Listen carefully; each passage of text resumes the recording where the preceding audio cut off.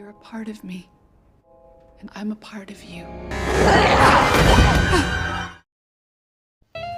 Halo rebahaners yang budiman dimanapun kalian berada, bagaimana kabarnya? Semoga kalian sehat dan uang THR kalian masih aman. Karena cukup banyak dari kalian yang minta bahas perfilman lagi, gak banyak sih, cuma 3 orang. Jadi kali ini saya akan membahas film yang sebenarnya sudah saya tonton cukup lama dan agak lupa alur ceritanya. Akhirnya saya nonton lagi filmnya. Dan karena filmnya memang dirilis tahun 2009, jadi termasuk film lama juga. Entah kalian akan suka atau tidak dengan film bergenre horor science fiction ini, tapi ada beberapa adegan yang cukup menghariwangkan dalam film ini yang pasti tidak ramah lingkungan bagi usia 18 tahun ke bawah. Karena selain ada ilmiahnya, ternyata ada horornya juga, dan yang tidak disangka, ternyata ada cinta segitiganya juga yang berujung pada adegan-adegan pengencerotan yang sangat tidak terduga sekali. Tapi karena penasaran, akhirnya saya tonton juga sampai habis. Anjir. Pasti kalian penasaran, kenapa dari tema ilmiah bisa berubah menjadi horor dan cinta segitiga? Maka dari itu, mari kita bahas selengkapnya. Intro dulu aja. Sekalian nyalain rokok biar agak santai menyimaknya. Sok intro, buru. Get it when I get back.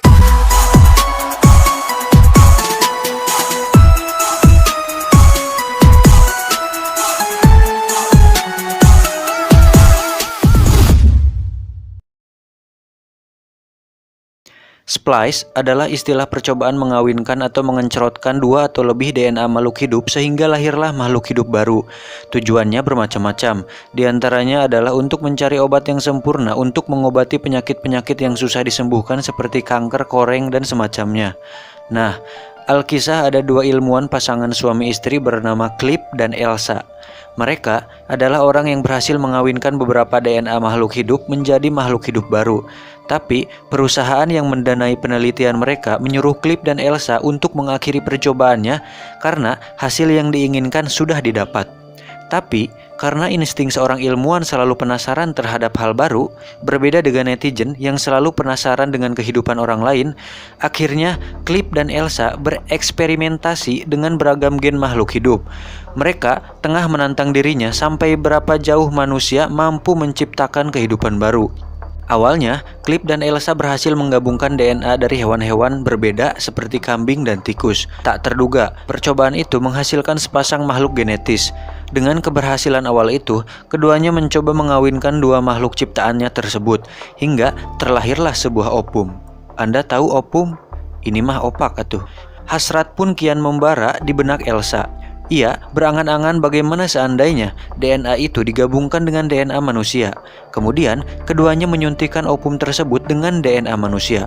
Padahal, perusahaan farmasi tempat mereka bekerja sudah mengingatkan untuk tidak melakukan percobaan yang berkaitan dengan genetika makhluk yang berbeda. Ambisi Elsa pun makin tak terbendung, hingga Clip merasa khawatir. "Bun, ayah takut kamu melampaui batas kenormaan," katanya. Namun, Elsa sang istri terus meyakinkannya bahwa eksperimen itu akan membawa keberhasilan. Di luar dugaan, persilangan gen itu berhasil. Sosok mungil muncul dari opum yang kian membesar. Clip merasa makhluk tersebut harus segera dimusnahkan karena dikhawatirkan bisa berbahaya. Tapi, Elsa melarangnya. Akhirnya Clip menurut, karena apa daya, wanita selalu menang. Dan karena Clip termasuk seorang susis atau suami siun istri. Akhirnya mereka menamai makhluk ini dengan nama Dren, yang jika dibaca terbalik menjadi nerd, atau dalam bahasa Indonesia artinya aneh. Jika tidak percaya, cek di Google Translate. Dan tidak disangka, makhluk tersebut ternyata mampu tumbuh dengan cepat dari individu normal pada umumnya. Elsa pun menemukan bahwa makhluk tersebut sedang mengalami perkembangan mental seperti anak manusia yang masih kecil. Karena takut diketahui oleh perusahaannya, akhirnya mereka berdua memutuskan untuk memindahkan Dren ke tempat yang lebih aman, yaitu di gudang pertanian yang jauh dari keramaian. Di sana, Dren tumbuh dengan sangat cepat menjadi seperti seorang gadis remaja. Meski dengan fisik yang tetap terlihat aneh, kepala yang botak, berbuntut, dan memiliki kaki seperti uncal. Demi melindungi Dren dari dunia luar dan perusahaan perusahaan tempatnya bekerja, Cliff dan Elsa melarang Dren untuk keluar dari gudang tersebut yang tentu membuatnya sangat bosan dan gabut. Hingga pada suatu titik, Dren berulah dan ekornya mengeluarkan semacam cucuk atau duri tajam yang membuat Elsa terkejut. Dari situ, Elsa memutuskan untuk memotong ekornya agar Dren menjadi tidak berbahaya dan menyuntikkan sebuah cairan agar Dren menjadi lebih stabil. Elsa pun akhirnya menemukan sebuah teori bahwa ternyata Dren berpotensi besar untuk menjadi makhluk yang berbahaya. Tetapi di saat yang bersamaan, hubungan Cliff dan Dren ternyata semakin dekat. Dren yang semakin tumbuh dewasa ternyata memiliki hasrat kepada lawan jenis. Pada suatu saat di mana Elsa sedang berada di kantornya, Cliff pergi ke gudang sendirian untuk mencoba menenangkan Dren agar tidak nalangsa.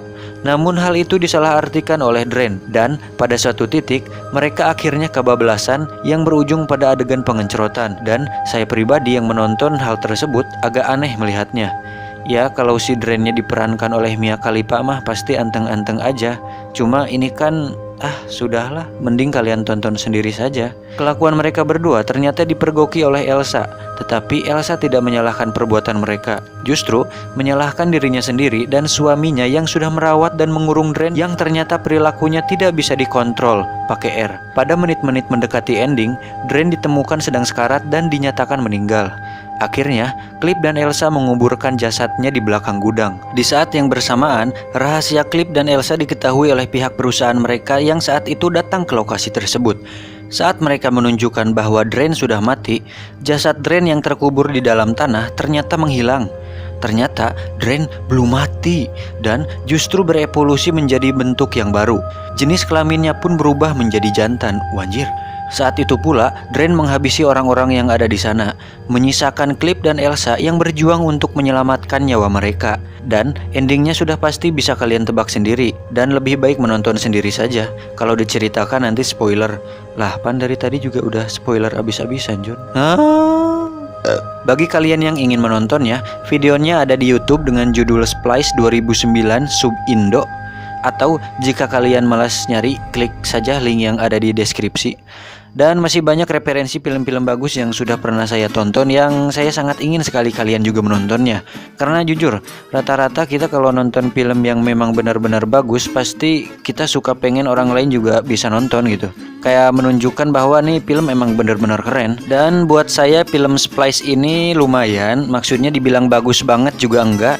Cuman untuk mengisi kegabutan cukup lumayan lah dengan alur cerita yang sederhana dan tidak perlu berpikir terlalu keras seperti film Inception atau The Da Vinci Code mah. Intinya film ini mengajarkan kita bahwa manusia tidak bisa melawan kodrat dengan menciptakan makhluk hidup baru layaknya Tuhan. Dan manusia hanya bisa membuat manusia, dan itu pun atas izin Tuhan.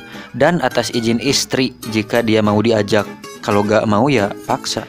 Sekian untuk video kali ini. Jangan lupa ditonton video selanjutnya. Entah mau review film lagi, mungkin kalau kalian request film ya saya bikin lagi. Ya, jangan lupa di subscribe, like, comment, and share agar saya dapat uang dari AdSense untuk mengganti kopi dan rokok Jarum Coklat selama saya ngedit video ini. Salam pengangguran Indonesia.